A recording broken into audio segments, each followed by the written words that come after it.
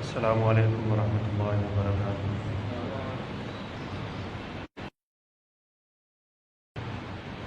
نحمده ونستعینه ونستغفره ونعوذ باللہ من شرور انفسنا ومن سیئات اعمالنا، من يهده الله فلا مضل له ومن يضلل فلا هادي له، أشهد أن لا إله إلا الله وحده لا شريك له، وأشهد أن محمدًا عبده ورسوله، أما بعد فإن أحسن الحديث كتاب الله،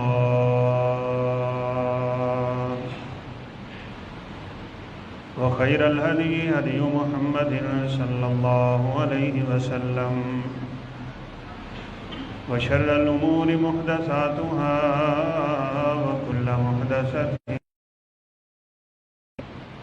وكل بدعة ضلالة وكل ضلالة في النار۔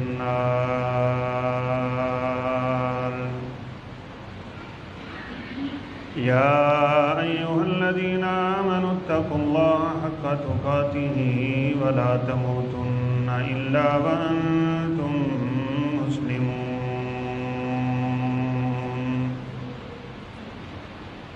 يا أيها الذين آمنوا اتقوا الله وقولوا قولا سديدا يصلح لكم أعمالكم ويغفر لكم ذنوبكم، ومن يطع الله ورسوله فقد فاز فوزا عظيما۔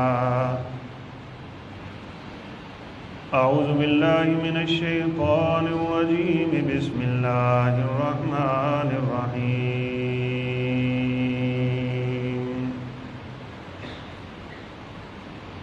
رضي الله عنهم ورضوا عنه، أولئك أصحاب الجنة هم فيها خالدون۔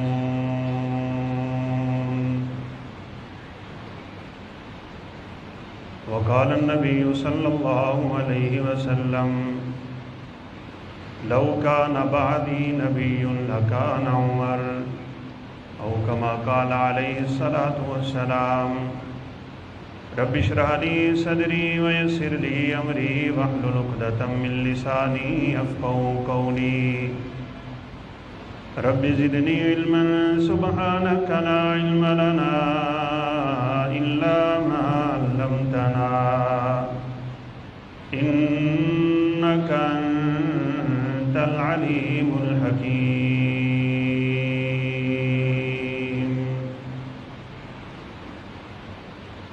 ہر قسم کی حمد و ثنا، کبریائی، تکبیر، تحمید، تسبیح، تحلیل، پاکیزہ اور تعریفی کلمات صرف اور صرف اللہ کا ملاکمین کی شان شایان ہیں۔ لاکھوں کروڑوں انگنت درود و سلام تاجدار انبیاء، فخر الانبیاء و خاتم الانبیاء والرسل جناب محمد الرسول اللہ صلی اللہ علیہ وسلم کی ذات گرامی پہ۔ محرم الحرام کی آج 1 تاریخ ہے اور ہم ایک نئے اسلامی سال میں داخل ہو گئے ہیں۔ یہ ہجری تاریخ، ہجری کیلنڈر، ہجری تقویم، یہ سیدنا عمر فاروق رضی اللہ تعالی عنہ کے زمانے میں اس کا آغاز ہوا ہے۔ عقل مند انسان وہ ہوتا ہے جو اپنے گزرے ہوئے لمحات کو دیکھے کہ میں نے اپنی زندگی کی جتنی بہاریں دیکھ لی ان میں نے کیا کھویا ہے اور کیا پایا ہے۔ یقیناً ہماری سابقہ زندگی کمی اور کوتاہیوں سے بھری ہوئی ہے۔ جس طرح شام کا ڈھلتا ہوا سورج ہمیں پیغام دے جاتا ہے کہ ایک دن میری اور آپ کی زندگی کا سورج بھی غروب ہو جائے گا۔ یہ گزرے ہوئے ہفتے اور مہینے اور سال جو ہماری زندگی سے بیت جاتے ہیں، ان میں بھی یہ پیغام ہوتا ہے کہ آپ اپنی زندگی کی فکر کریں۔ ہر لمحہ، ہر گھڑی، ہر لحظہ، ہر آن ہم قبر کے قریب جا رہے ہیں۔ اور پھر عجیب بات یہ بھی ہے کہ ہمیں اپنی موت کا علم بھی نہیں ہے۔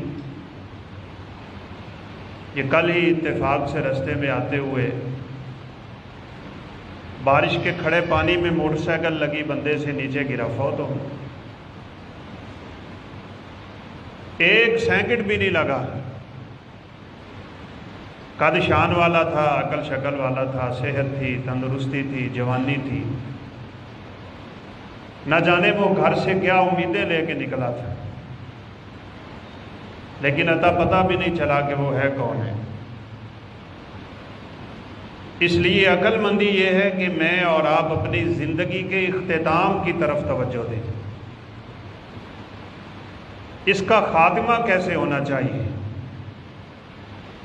تو یہ سال کا گزر جانا حقیقت میں ایک لمحہ فکریہ بھی ہوتا ہے کہ میرا سال گزرا کیسے۔ بہرحال اللہ کا ملاقمین سے دعا ہے کہ وہ ہماری زندگیوں میں برکتیں نصیب فرمائے اور ہمیں زیادہ سے زیادہ نیک اعمال کرنے کی توفیق نصیب فرمائے۔ محرم الحرام کے مہینے میں رسول اللہ صلی اللہ علیہ وسلم کثرت سے روزے رکھا کرتے تھے۔ ہمارے ہاں عمومی طور پہ محرم جب داخل ہوتا ہے تو بالخصوص اس کے جو ابتدائی 10 دن ہیں وہ بڑے ہی عجیب انداز میں امت گزارتی ہے۔ کوئی نعوذ باللہ من ذالک اپنی چارپائیاں الٹی کر لیتے ہیں، کئی لوگ جوتا پہننا چھوڑ دیتے ہیں، کوئی جو ہے وہ کالے لباس کا استعمال شروع کر دیتے ہیں، اور بعض تو ایسے اللہ کی رحمت سے دھتکارے ہوئے ہیں کہ وہ ان 10 دنوں میں اپنے آپ کو زنجیروں میں جکڑ لیتے ہیں۔ یہ گلے میں توق اور زنجیریں لوہے کی پہن لینا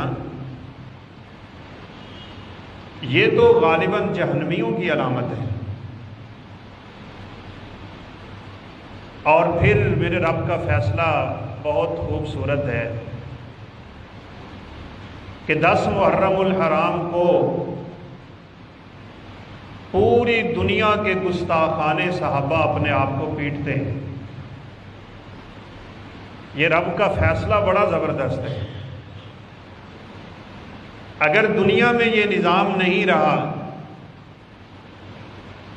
کہ صدیقہ کائنات کے دوپٹے کی عزت کو پامال کرنے والوں کو سزا ملے، تو اللہ نے خود ہی بندوبست کر دیا، اپنے آپ کو چھریاں مار دی۔ بعض مورخین کے قول کے مطابق اتفاق سے آج کا دن یعنی محرم الحرام کی یکم سیدنا عمر فاروق کی شہادت کا دن ہے۔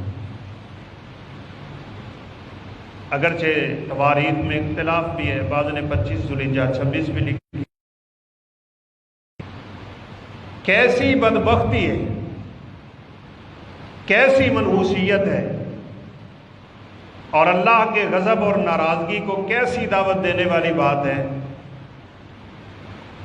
کہ سیدنا امیر المومنین عمر فاروق رضی اللہ تعالیٰ عنہ کے قاتل کا دربار بنا ہوا، اور دربار کے اوپر یہ کلمات لکھے ہوئے ہیں نعوذ باللہ، امیر المؤمنین فیروز الدین اللؤلؤ المجوسی۔ آپ نے یہ بات کئی دفعہ سن رکھی ہے۔ حقیقت میں ایسے موقع یوں بھی ہوتے ہیں کہ ہم ان خاص مواقع پہ جو خاص حادثات ہوتے ہیں تاریخ کے، ان سے سبق بھی سیکھیں۔ عمر فاروق رضی اللہ تعالیٰ عنہ کی زندگی سے سبق سیکھیں، اور ان کی زندگی بالخصوص عام لوگوں کے لیے بھی، عوام کے لیے بھی، خواص کے لیے بھی، حکمرانوں کے لیے بھی، رعایا کے لیے بھی غریب امیر سب کے لیے زبردست اسوہ اور حسنہ ہے۔ آپ رضی اللہ تعالیٰ عنہ دعا کیا کرتے تھے، اللہم ارزقنی شہادتا فی سبیلک فی بلد نبیک، یا اللہ مجھے شہادت دے دے اور دے بھی اپنے نبی کے شہر۔ آپ بھی دعا کیا کریں کہ یا اللہ ہمیں مدینے کی موت نصیب فرمائے۔ آپ صلی اللہ علیہ وسلم نے فرمایا ہے، تم میں سے جو مدینہ میں مرنے کی طاقت رکھتا ہو اسے چاہیے مدینہ میں فوت ہو جائے، میں قیامت کے دن سفارش کر دوں۔ لوگ کہا کرتے تھے عمر شہادتیں میدان جہاد میں ہوتی ہیں، اب اللہ کے نبی کا شہر تو امن کا گہوارہ ہے، یہ تو طیبہ اور طابہ ہے، اس کو تو اللہ نے ایمان سے تشبیہ دے دی ہے کہ یہ ایمان ہے، پورا شہر ایمان ہے۔ اب یہاں پہ جنگ و جدال اور قتال نہیں ہے کافروں کے ساتھ، تو آپ شہید کیسے ہوں گے مدینہ میں؟ چونکہ صحابہ کرام رضوان اللہ علیہم اجمعین کی زندگیوں میں سب سے بڑا سبق یہ ہے کہ انہیں اللہ کے نبی کی بات پہ اتنا یقین تھا کہ جتنا اپنی بات پہ بھی نہیں ہوتا۔ سنا ہوا تھا اللہ کے نبی سے کہ عمر شہید ہوگا، آپ تھے، ابو بکر صدیق تھے، عمر فاروق تھے، عثمان ذو النورین تھے، احد پہاڑ ہے، حدیث مبارکہ آپ نے سنی ہوئی، فرط محبت میں آ کے احد لہرانے لگ گیا، جسے جھومنا کہتے ہیں۔ تو آپ صلی اللہ علیہ وسلم نے احد پہ پاؤں رکھا، فرمایا اثبت یا احد فإن علیک نبی و صدیق و شہیدان، احد آرام سے ٹھہر، کیا تجھے اس بات کا علم نہیں تیرے اوپر ایک نبی، ایک صدیق اور 2 شہید جا رہے ہیں؟ سنا تھا اپنی شہادت کا۔ اور ہمیں بھی اپنے دلوں میں اس بات کو جگہ دینی چاہیے اور اچھی طرح جگہ دینی چاہیے کہ میرے نبی نے جو، وہ تو لوہے کی لکیروں سے بھی زیادہ مضبوط بات ہے، آپ سے بڑا صادق و مصدوق اس کائنات میں کوئی آیا نہیں۔ لکھنے والوں نے لکھا ہے سیدنا علی رضی اللہ عنہ کے بارے میں، وہ کہا کرتے تھے مجھے رات کو نیند نہیں آتی، موت کا ڈر ہمیں سونے نہیں دیتا۔ کہا اگر زندگی میں کبھی آرام کی نیند سویا ہوں تو اس رات سویا تھا جس رات اللہ کے نبی نے کہا تھا علی صبح امانتے دے کہ تم نے نکلنا ہے، اس دن یقین تھا کہ علی صبح کرے گا، کیونکہ میرے نبی کی زبان سے نکل گا۔ ایمان ایسا ہو، یقین ایسا ہو، یقین تھا۔ آپ صلی اللہ علیہ وسلم کی زبان اطہر سے، زبان رسالت سے جنت کی خوشخبری بھی ملی ہوئی ہے۔ بڑے جلیل القدر صحابی ہیں، اور صحیح معنوں میں غور سے ان کی زندگی کا مطالعہ کیا جائے تو خلاصہ یہ نکلتا ہے کہ عمر نبی نہیں ہے، لیکن عمر کی زبان پہ سوائے حق کے کوئی چیز آئی بھی نہیں۔ وافقنی ربی فی ثلاثن، عمر کہا کرتے تھے میرے اوپر رب کا یہ احسان ہے، میں بولتا زمین پہ ہوں، قرآن بن کے اللہ اس دنیا میں نازل فرما دیتے ہیں، میری باتیں قرآن بن کے اترتی ہیں۔ اور اسی لیے آقا علیہ الصلوۃ والسلام نے فرمایا تھا ہر امت میں ایک محدث گزرا ہے کہ جس کے پاس فرشتہ تو نہیں آتا لیکن اللہ کے پیغام ضرور آ جاتے ہیں، الہام ہوتا ہے، القاء ہوتا ہے، ان کے اوپر اللہ اپنی وحی ان کے دل پہ ڈال دیا کرتے ہیں۔ آپ نے فرمایا لوگوں میری امت میں اگر کسی نے وہ شخص دیکھنا ہو تو عمر فاروق کو دیکھنا۔ مدینہ منورہ تشریف آوری ہوئی، امہات المومنین گلیوں میں نکلتی، مسجد میں نماز پڑھنے کے لیے جاتی، صحابہ کی بیویاں جایا کرتی، مدینے کے منافق اور اوباش بعض دفعہ آواز لگا لیتے،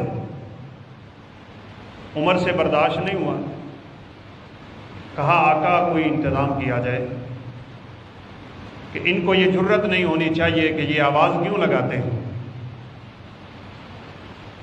یہ منچلے نوجوان جو ہوتے ہیں نا، جن کے جوش اور ہوش برابر ہو چکے ہوتے ہیں، ان سے پوچھا جاتا تھا تم یہ حرکتیں کیوں کرتے ہو؟ تو چونکہ اس وقت لونڈیوں کا بڑا رواج تھا، وہ کہتے تھے ہمیں کیا پتہ یہ لونڈی ہے کہ آزاد عورت۔ عمر فاروق نے دماغ میں یہ بات سوچی، آپ صلی اللہ علیہ وسلم کے گوش گزار کر دی، کہا آقا میرا دل کرتا ہے آج کے بعد ہماری بیویاں، بیٹیاں، بہنیں اپنے گھر سے نکلیں تو پردہ کر کے نکلا کریں۔ ابھی پردے کے احکامات نازل نہیں ہوئے، رسول اللہ صلی اللہ علیہ وسلم خاموش ہیں۔ وَمَا يَنْطِقُ عَنِ الْهَوَىٰ إِنْ هُوَ إِلَّا وَحْيٌ يُوحَىٰ، میرے نبی کے پیغامات بھی تو وحی الہی ہوا کرتے تھے، ابھی اللہ کا حکم نہیں آیا، میرے نبی خاموش ہیں۔ عمر فاروق کا مشورہ ہے، اللہ حکم الحاکمین نے آیات اتار، یا ایھا النبی قل لازواجک وبناتک ونساء المؤمنین یدنین علیہن من جلابیبہن، اے نبی اپنی بیویوں کو بھی کہہ دو، اپنی بیٹیوں کو بھی کہہ دو، اور ہر مسلمان کی بیٹی کو یہ پیغام دے دو، آج کے بعد جو عورت بھی اپنے گھر سے نکلے گی وہ پردہ کر کے نکلے گی۔ عمر کی زبان پہ قرآن نازل ہوتا ہے۔ اور ایک موقع تو ایسا بھی آیا، بدر کے قیدی اللہ کے نبی کے سامنے کھڑے، بڑے بڑے 70 ان کے سردار قتل ہو چکے، آقا علیہ الصلوۃ والسلام کا مشورہ ان قیدیوں کے ساتھ کیا کیا جائے، اور بڑے اتفاق کی اور بڑی عجیب سی بات تھی کہ سامنے چچا بھی، عباس کی مشکیں بھی صحابہ نے کسی ہوئی، اللہ کے نبی کی بیٹی کا خامد بھی سامنے کھڑا ہے اور قیدیوں میں اس کی مشکیں بھی کسی ہوئی، بڑے بڑے رشتہ دار ہیں اور سامنے کھڑے۔ مشورہ طلب ہوا، عمر جیسا مومن اور عمر جیسا ایمان کا قوی کائنات میں کوئی نہیں ہے، صداقت میں ابو بکر کی مثال نہیں ہے، اور ایمان کی قوت میں عمر کی کوئی مثال نہیں ہے۔ کہا آقا آج وقت ہے اسلام کی سربلندی کا، ان کے 70 مار دیے گئے ہیں، ان 70 کے بارے میں میری رائے یہ ہے میرے رشتہ دار میرے حوالے کریں، میں ان کی گردنیں اڑا دیتا ہوں۔ عمر کے رشتہ دار عمر گردنیں اڑائے گا، ابو بکر کے رشتہ داروں کی ابو بکر گردنیں اڑا دیں، عثمان ذو النورین کے رشتہ داروں کے حوالے کر دیے جائیں۔ آج بڑا موقع ہے اسلام کا جھنڈا گاڑنے کا، لیکن میرے نبی بڑے رحیم ہیں، بڑے شفیق ہیں، بڑے کریم ہیں، بڑی عزت کا اور بڑی ہی رحم دلی کا معاملہ کرنے والے ہیں۔ آپ تو دشمنوں سے بھی چاہتے تھے کہ اس نے سلوک کر کے ایمان کی وہ دولت ان کے دل میں محبت بن کے ڈال دی جائے۔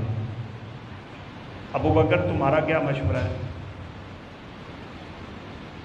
ابو بکر رضی اللہ تعالیٰ عنہ بہت ذہین انسان تھے، اور ان کی بیٹی عائشہ بھی بڑی ذہین تھی، اور ذہانتیں اللہ ان لوگوں کو دیتا ہے جن میں ایمان بڑا ہوتا ہے۔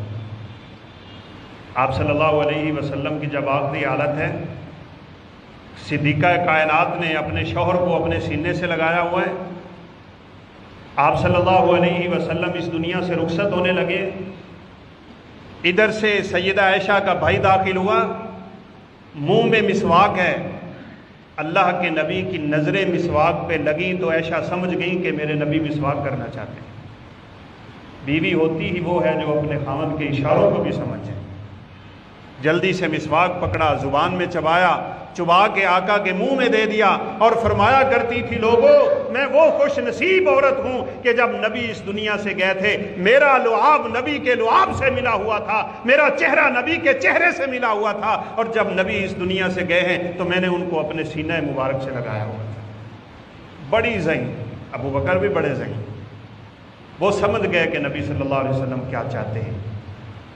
کہا میری رائے یہ ہے ہم ان سے فدیہ لے کے ان کو چھوڑ دیتے ہیں، ابھی ہماری حالت بھی کمزور ہے، ایک تو مالی استحکام حاصل ہو جائے گا، اور دوسرا ان پہ ہمیشہ ہمیشہ کے لیے ہمارا احسان ہو جائے گا۔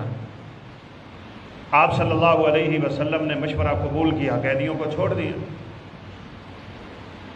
اگلے دن عمر فاروق گھر سے نکلے، اللہ کے نبی بھی رو رہے ہیں، ابو بکر صدیق بھی رو رہے ہیں۔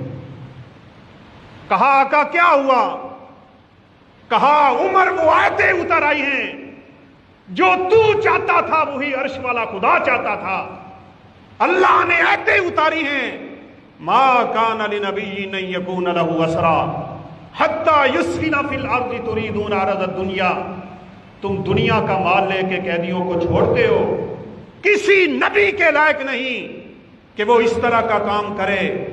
اور آگے فرمایا الفاظ بڑے سخت ہیں جن سے آنکھوں میں آنسو آ گئے ہیں، لولا کتاب من اللہ سبق لمسکم فیما اخذتم عذاب عظیم۔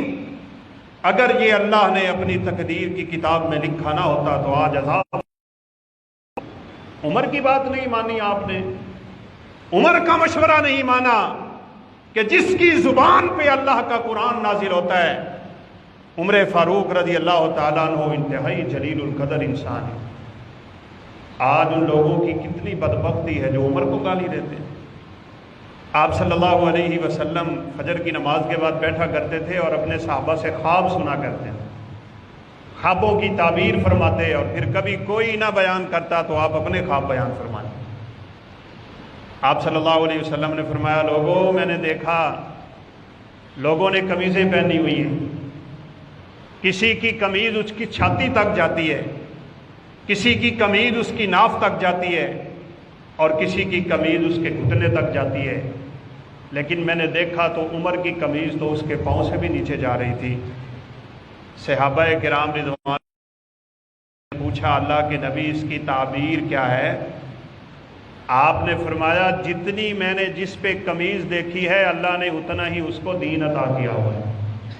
عمر پورے کا پورا دین میں ڈوبا ہوا انسان ہے، ایک ایک بال عمر کا اس کے ایمان کی گواہی دے رہا ہے، اور عمر فاروق جیسا جلیل القدر آئے گا بھی کہاں سے؟ فرمایا لوگوں میں نے خواب میں یہ بھی دیکھا مجھے دودھ کا پیالہ دیا گیا ہے اور میں نے اپنا بچا ہوا دودھ کسی کے ہاتھ پہ رکھا تو وہ عمر فاروق ہے رضی اللہ تعالیٰ۔ صحابہ پوچھتے ہیں اللہ کے نبی اس کی کیا تعبیر؟ آپ صلی اللہ علیہ وسلم نے فرمایا علم، اس کی تعبیر علم ہے، اگر میرے بعد اس کائنات کا سب سے زیادہ علم کسی کے پاس ہے تو عمر فاروق رضی اللہ تعالیٰ۔ بچی ہوئی حکمتیں اور بچے ہوئے سنتیں عمر فاروق سے سیکھ لینا، اور ہم سب کے لیے یہ پیغام ہے۔ عمر فاروق کی زندگی میں میرے لیے اور آپ کے لیے بڑے پیغام، دین کی تڑپ اپنے اندر پیدا کرو، دین کی تعلیم سیکھنے کا بندوبست کرو۔ عمر فاروق نے اپنے ایک انصاری بھائی کے ساتھ مل کے دونوں نے یہ پختہ عزم اور معاہدہ کیا ہوا تھا۔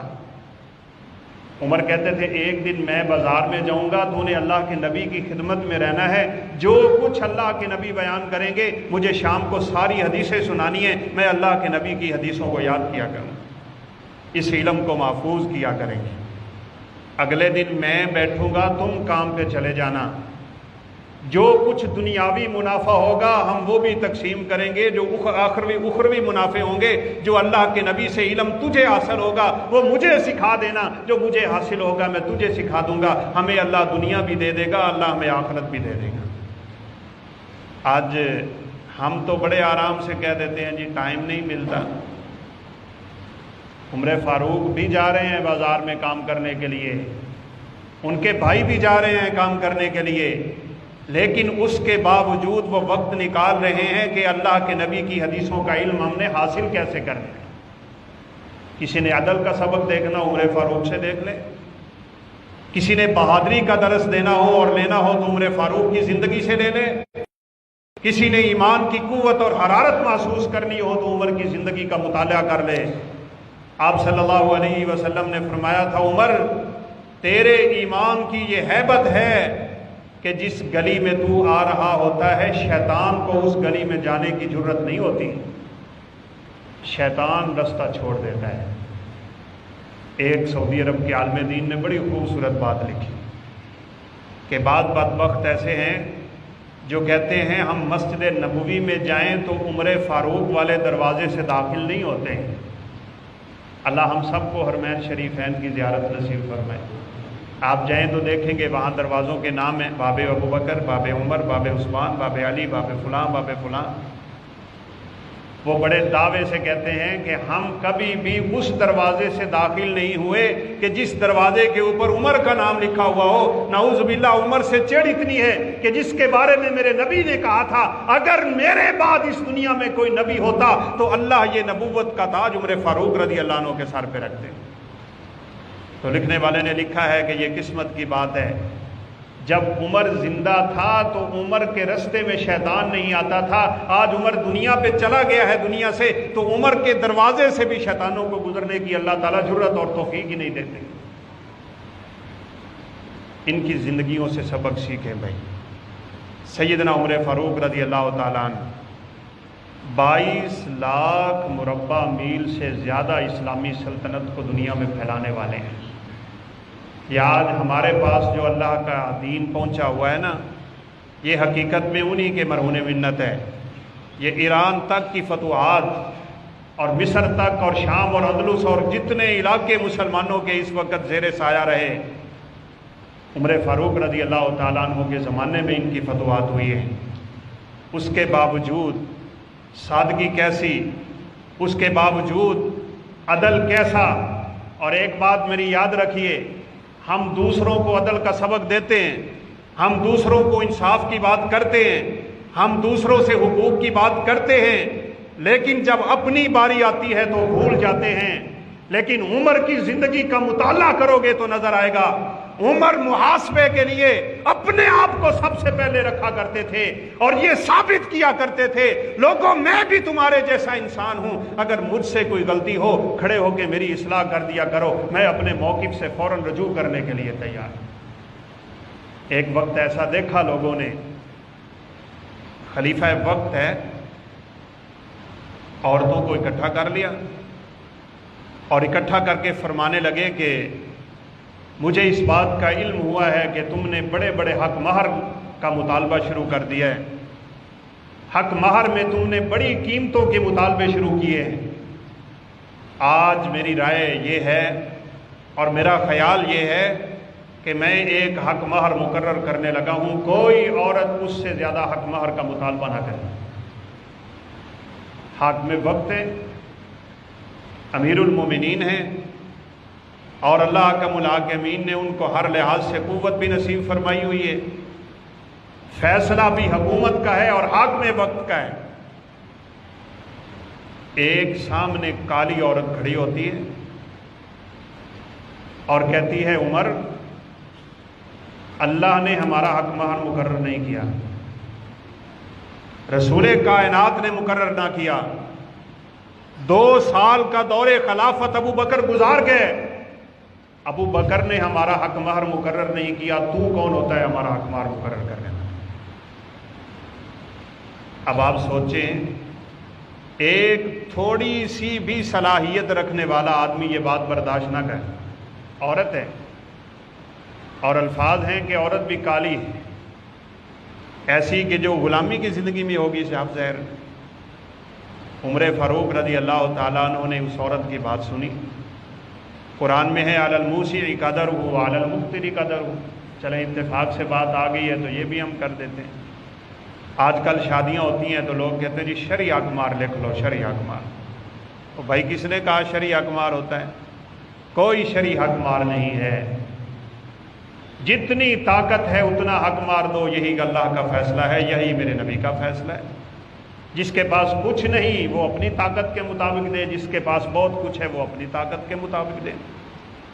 لاکھوں کروڑوں کا خرچہ کرنے والے وہاں کہتے ہیں جی شرعی اقمار لکھ لو 5000، پتہ نہیں 5000۔ عمر فاروق رضی اللہ تعالیٰ عنہ کے سامنے کھڑے ہو کے اس عورت نے اتنی بات کی ہے، عمر قرآن نے نہیں کیا، اللہ کے نبی نے نہیں کیا، ابو بکر صدیق نے نہیں کیا، آپ کو یہ جرت کیسے ہے کہ آپ ہمارا حق مہر مقرر کر رہے ہیں؟ عمر فاروق رضی اللہ عنہ کی زبان سے نکلا اصابت المرء واخطأ الرجل، او لوگو سن لو یہ عورت سچ بول رہی ہے، عمر فاروق سے غلطی ہو گئی۔ چھوڑ دیا اپنے موقف کو، اللہ کے نبی کی بات پہنچ جائے، اللہ کا حکم پہنچ جائے، مومن ہوتا ہی وہ ہے جو اپنی مرضی کو فوراً ترک کر دیا کرتا ہے۔ ایک مجلس میں ایک صحابی حاضر ہوئے، اور حاضر بھی کسی کے ساتھ ہوئے، عمر فاروق سے اجازت لے کے ان کے غلام سے کہا یار مجھے بھی آج عمر کی مجلس میں لے کے چلو۔ عمر جب بھی مجلس لگاتے کو اپنے قریب قریب بٹھاتے تھے۔ یہ بھی آج کل بڑا سوچنے کا مقام ہے۔ حافظوں کی قدر، قاریوں کی قدر، عالموں کی قدر، یہ ان لوگوں کی زندگیوں کا بہت بڑا حصہ اور بہت بڑا درس اور سبق ہوا کرتا ہے۔ ابن عباس چھوٹے تھے لیکن عمر فاروق اپنی مجلس میں بڑے بڑے صحابہ کے ساتھ اس لیے بٹھایا کرتے تھے کہ جتنا علم اللہ نے عبداللہ بن عباس کو قرآن کا دیا ہے یہ عام لوگوں کے پاس نہیں ہے۔ کہا کرتے تھے لوگ پھر ہم بھی اپنے بچوں کو لے آئیں، کہا کبھی بتاؤں گا کہ ابن عباس کو مجلس میں بٹھایا کیوں کرتا ہوں۔ ہمیشہ ان صحابہ کو جو قاری قرآن اور حافظ قرآن ہوتے تھے ان کو اپنے قریب قریب بٹھایا کرتے۔ اللہ ہمیں توفیق دے کہ ہم بھی ان حافظوں اور قاریوں کی قدر کر سکیں۔ آپ نے کل کا واقعہ سنا ہوگا، قاری صاحب کو مسجد والوں نے رہائش دی ہوئی ہے، مسجد عالی شان ہے، مسجد ڈبل منزلہ ہے، اس کے لنٹر ونٹر پھرے ہوئے ہیں، اور قاری صاحب جو ہیں ان کو ایسا گھر دیا ہے، کل کی بارش میں چھت گری، 3 بچے اور بیوی اس میں اللہ کے حکم سے شہید ہو گئے، اور قاری صاحب بیچارے کی کیا رہ گیا اس دنیا میں۔ ہمیں قدر مسجدوں پہ ہم لاکھوں کروڑوں لگانے کے لیے تیار ہیں، بلکہ مجھے ساتھی نے ایک میسج کیا کہ حویلی لکھا کی ایک مسجد کا یہ حال ہے، چھوٹی سی مسجد میں 6 AC لگے ہوئے ہیں، اور وہاں کے قاری صاحب سے پوچھا آپ کی تنخواہ کتنی ہے؟ انہوں نے کہا 6000 روپے۔ کیا جواب دیں گے ہم قیامت کے دن اپنے رب کو؟ آج مستری پہلے آپ سے طے کر لیتا ہے کہ نہیں؟ ٹھیکیدار پہلے طے کرتا ہے کہ نہیں؟ مزدور پہلے طے کرتا ہے کہ نہیں؟ وہاں ہم سب کچھ دینے کے لیے تیار ہیں، وہاں لاکھوں لگانے کے لیے تیار ہیں، لیکن آپ نے ان قاریوں اور حافظوں کو اس شان سے گرا دیا کہ قاری صاحب اور حافظ صاحب کو 10-15 ہزار دے کے بس ہم سمجھتے ہیں کہ ان کے اوپر ہم نے بڑا احسان کرا ہے۔ قیامت کے دن بھائیو اس کا بھی حساب دینا پڑے۔ رسول اللہ صلی اللہ علیہ وسلم نے تو فرمایا تھا مزدور کا پسینہ خشک ہونے سے پہلے اس کی مزدوری دے دیا کرو۔ کیا پورا مہینہ امامت کروانے والا، آپ کے بچوں کو پڑھانے والا، اور پھر اتنے بدبخت بھی لوگ دیکھے گئے ہیں جو وہاں سے داخل ہوتے ہی قاری صاحب پہ آوازیں کسنا شروع ہو جاتے ہیں، قاری صاحب تسی صفائی سیدھیاں نہیں کیتیاں، تھوڑے سپیکر ہی صحیح نہیں چل دے، یہ مسجد کی صفائی نہیں ہوئی۔ یہ اس کا اگر کام تھا تو نعوذ باللہ اس کو مصلی رسول پہ کیوں کھڑا کر دیا؟ رسول اللہ صلی اللہ علیہ وسلم نے تو پیغام نہیں دیا تھا، من اجلال اللہ سبحانہ وتعالی اکرام شیبۃ المسلم وحامل القرآن۔ اگر اللہ احکم الحاکمین کی عزت اپنے دل میں کرنا چاہتے ہو تو حفظ قرآن کی قدر کیا کر، داڑھی جس کی سفید ہو جائے اس کا حیا کیا کر۔ میں آپ سب کو پیغام دوں گا، اپنی اپنی مسجد کے قاری صاحب کے حالات زندگی پہ نظر رکھو۔ یقین مانیں چونکہ ہمارا شعبہ ہے، میں اس لیے نہیں بات کر رہا کہ اپنی کوئی ذاتی اس میں مشورہ دینا چاہتا ہوں۔ اللہ کی قسم اتنے کمزور حالات ہیں ان لوگوں کے جنہوں نے اپنے آپ کو اللہ کے دین کے لیے وقف کیا ہوا ہے کہ بعض دفعہ ان کے گھر میں ایک وقت کھانا پکتا ہے، دوسرے وقت پکتا ہی نہیں۔ میں آپ سے بات کروں نا، آپ نے یقین ہی نہیں کرنا۔ میں ایک علاقے میں، بڑے دور دراز علاقے میں گیا ہوں، علاقے کا نام بھی نہیں لیتا، وہاں پہ ایک ایسے حافظ صاحب سے ملاقات ہوئی ہے جو 25 سال سے ایک ہی جگہ پہ یہ دین کی خدمت کر رہے تھے اور ان کی تنخواہ صرف 2500 روپیہ تھی۔ ہم نے تو غلاموں سے بھی ان کو نعوذ باللہ نیچے گرا دیا، لیکن ان کی زندگیوں کا مطالعہ کرو گے تو آپ کو یقین ہو جائے گا کہ اللہ نے حافظوں کو کتنی قدر دی ہوئی تھی۔ رسول اللہ صلی اللہ علیہ وسلم کے وہ صحابہ جو بدر کے میدان میں شہید ہوئے تھے نا، آپ ایک ایک قبر میں دو دو کو اتارتے تھے، قبریں کم تھیں، ایک کفن کو پھاڑ کے دو دو صحابہ پہ دیا جاتا تھا کہ کفن کم تھے۔ تو اللہ کے نبی دو بندوں کو قبر میں اتارنے سے پہلے پوچھا کرتے تھے، بتاؤ ان میں حافظ قرآن کون ہے؟ جو حافظ ہوا کرتا تھا اس کو اللہ کے نبی قبلہ کی جانب کیا کرتے تھے۔ عمر فاروق رضی اللہ تعالیٰ عنہ نے بھی ان صحابہ کو جن کو اللہ نے قرآن دیا تھا نا، آپ کو پتہ ہے، میں نے آپ کو بات پچھلے سے پچھلے جمعے میں بھی کی ہے کہ عمر فاروق رضی اللہ تعالیٰ عنہ جب شہید ہونے لگے، نماز پڑھانے کے لیے نکلے، فجر کی نماز ہے، قرات بڑی لمبی کیا کرتے تھے، اور فجر کی قرات میں لمبی قرات ہی نبی صلی اللہ علیہ وسلم کی سنت بھی ہے۔ ابھی قرات شروع کی کہ ان کے اوپر خنجر کے وار ہو گئے، کہنے لگے لگتا ہے مجھے کسی کتے نے کاٹ لیا ہے یا میرے اوپر حملہ ہو گیا ہے۔ عبد الرحمن بن عوف کا ہاتھ پکڑ کے اپنے مسلح پہ کر دیا۔ پچھلے لوگوں کو خبر ہی نہیں کہ کیا ہوا، فجر کا وقت اور مسجد میں اندھیرا، اللہ نے ان کی دعا کو قبول کرنا تھا۔ اللہم ارزقنی شہادتا فی سبیلک فی بلد نبیک، اللہ مجھے اپنے نبی کے شہر میں شہادت سے سرفراز کر دے۔ اور پھر اللہ نے صرف ان کو مدینہ شہر میں نہیں بلکہ شہادت عطا فرمائی، تو گویا کہ سبب یہ تھا کہ فجر کی نماز ہے، مسجد نبوی ہے، مصلی رسول ہے، اللہ اپنے بندوں کی کہ اللہ نے شہادت عطا فرمائی ہے تو مدینہ رسول میں ہی عطا فرمائی۔ زخم بڑے گہرے تھے۔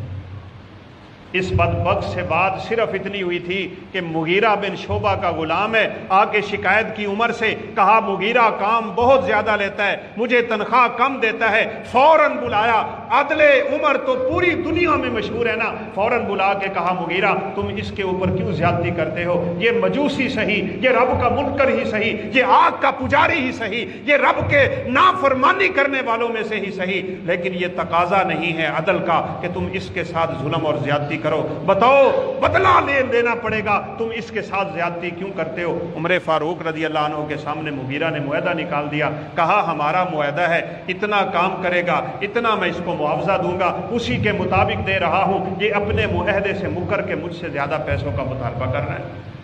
عمر فاروق رضی اللہ عنہ نے اس کو ڈانٹ دیا، کہا پھر تم میرے ساتھ یہ معاملہ کرنے آ گئے ہو۔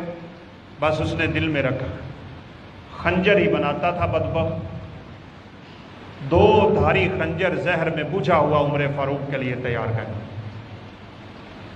عمر فاروق پہ حملہ کیا۔ جو صحابہ پکڑنا چاہ رہے تھے اس نے 13 سے 14 صحابہ کو زخمی کر لیا، ان میں سے غالباً 6 صحابہ اس دنیا سے رخصت ہو گئے تھے۔ عمر فاروق رضی اللہ تعالیٰ عنہ کی انتڑیاں پیٹ سے باہر آ گئیں، پانی پیا وہ بھی نہیں، دودھ پیا وہ بھی نہیں۔ حکیم اور طبیب نے کہا کہ بس لگتا ہے عمر فاروق کا آخری وقت ہے۔ 3 دن تک فرمایا اب تم نے مجلس کرنی ہے۔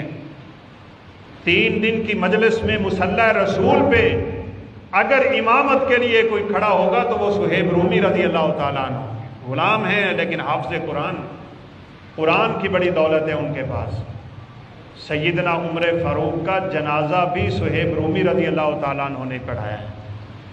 آپ بلکہ اگر نہیں ہمیں کرنا چاہیے، اللہ توفیق دے، مطالعہ کیا کریں ان صحابہ کرام رضوان اللہ علیہم اجمعین کی ہستیوں کو اللہ نے کتنی شان دی، کتنا مقام دیا۔ اس طرح کی کتابوں کے مطالعے سے انسان کی زندگی میں تبدیلی آتی ہے۔ اس وقت چونکہ وقت بہت کم رہ گیا، میں بات ختم کرنا چاہ رہا ہوں۔ صحابہ کرام کی زندگیوں میں بہت سی کتابیں لکھی ہوئی ہیں، ایک بڑی ہی خوبصورت کتاب ہے جو انشاءاللہ آپ پڑھیں گے تو آپ کی زندگی میں تبدیلی آ جائے گی۔ کتاب کا نام ہے حیات صحابہ کے درخشاں پہلو، محمود احمد غضنفر صاحب اس کے مترجم ہیں۔ اصل عربی میں کتاب ہے اور بڑا خوبصورت ترجمہ ہے۔ کسی اردو بازار میں آتے جاتے بھائی کو آپ کہہ دیں کتاب کو منگوائیں، مطالعہ کریں اور صحابہ کرام رضوان اللہ علیہم اجمعین کی سیرت اور صورت سے سبق حاصل کریں۔ اللہ کا الحاکمین سے دعا ہے کہ اللہ تعالی ہمیں ان صحابہ کے نقش قدم پہ چلنے کی توفیق نصیب فرمائے۔ اللہ ہمیں ایمان کی دولت اور ایمان کی نعمت وہ سرفراز کر دے جو اللہ نے اپنے صحابہ کرام کو عطا فرمائی ہوئی تھی۔ اللہ ہمیں قیامت کے دن انہی کے ساتھ جنت الفردوس دے۔ وآخر دعوانا الحمدللہ رب العالمین۔